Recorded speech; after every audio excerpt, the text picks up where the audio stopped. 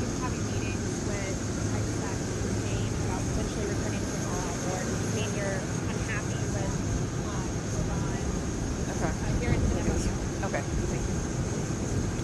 So President Trump is about,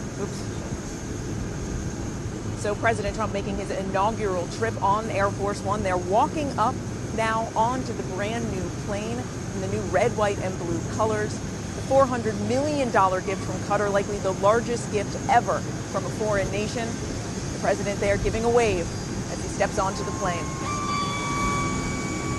It has taken a year and it would be parked next to the new ones like this, and it really didn't look appropriate for our country. So we're very proud of this. The country is very proud of it.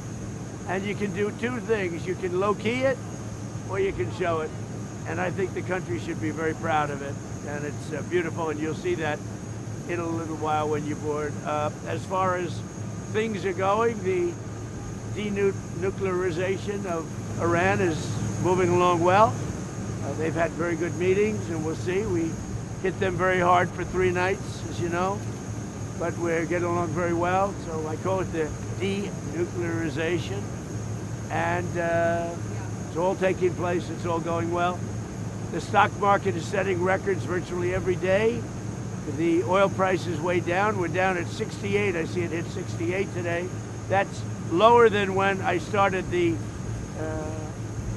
I guess you could call it an attack on Iran so that they never have a nuclear weapon. So the oil price is now lower. The retail prices, the gasoline is coming down rapidly. And if you have any questions, let's go. Mr. President, what's your favorite upgrade to the new plane, and how much did it cost American taxpayers to upgrade the plane? Well, of course, very little relative to what it would cost if we did it a different way.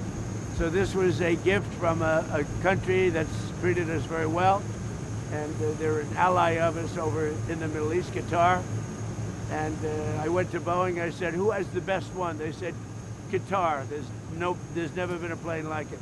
Frankly, we couldn't build a plane like this because we wouldn't be willing to spend the kind of money necessary. They spent top dollar. So the head of Boeing said, this is considered the best 747 they've ever built. And I went to Qatar, I said, I'd like to use it for a period of time because the other ones, as you know, are under construction. They'll be here in 2 years. And because, you know, the plane is 35 years old. So I said, I'd like to use it. And the Emir, Tamim, who's a great gentleman, he said, no, I'd like to make a contribution to the country. So it was very nice. And we were able to do it in about 5 months, you know, bring it up to the presidential standard, meaning security-wise. And you're gonna get a kick out of it. There's just nothing like it. And Mr. President, your financial disclosure shows you had a very lucrative year last year. What message does this send to average Americans, especially those who may be struggling right now financially? I don't get involved in my personal. We have funds that run my money. But you are benefiting. We're talking. Well, I've made a lot of money before I became president, and they invest my money, and I don't talk to them. I don't even speak to them. So I have many people. I don't know what they call it, closed accounts or something. You put your money in, and that's it. I don't talk to them. They're big institutions, and they run it.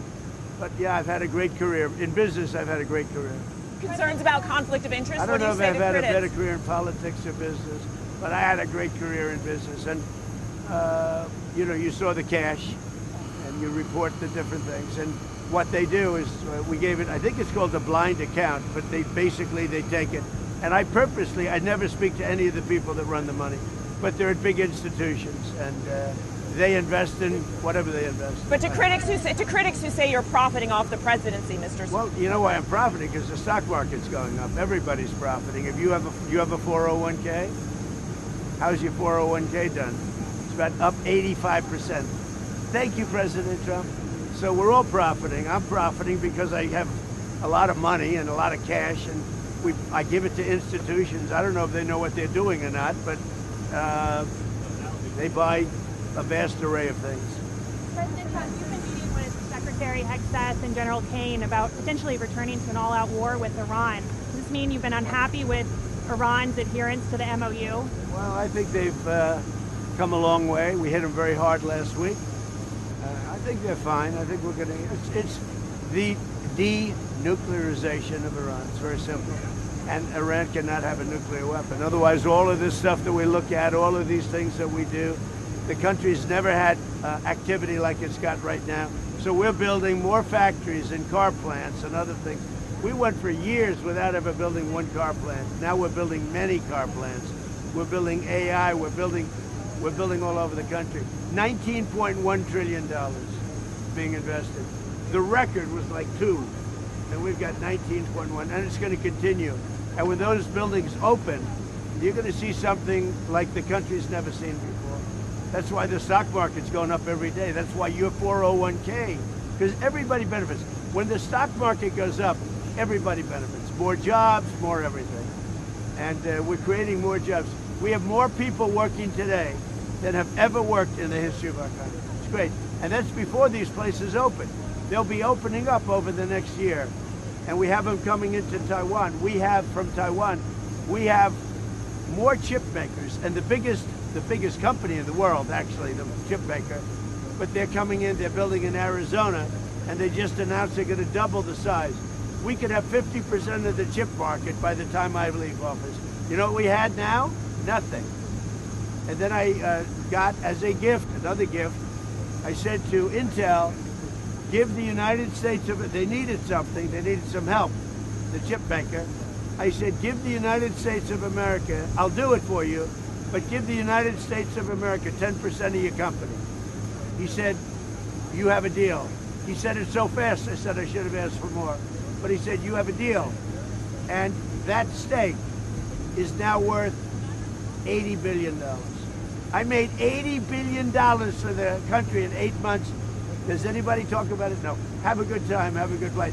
Enjoy the plane. Mr. President, real quick question.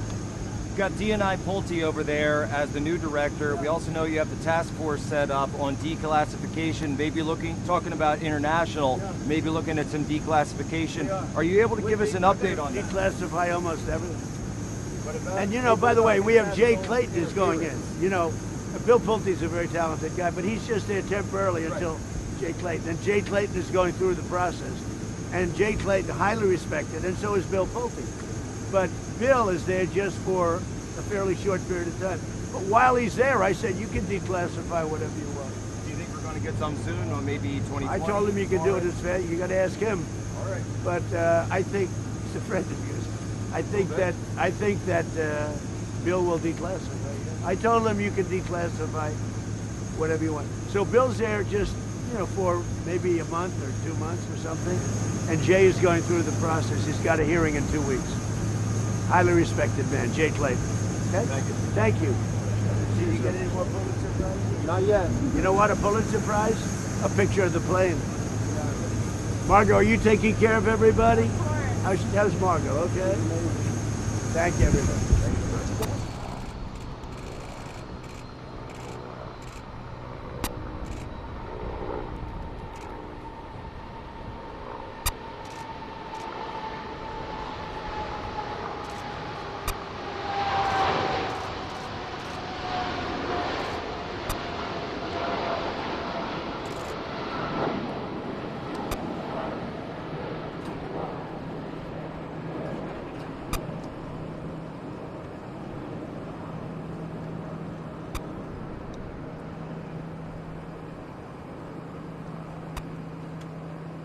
Yes.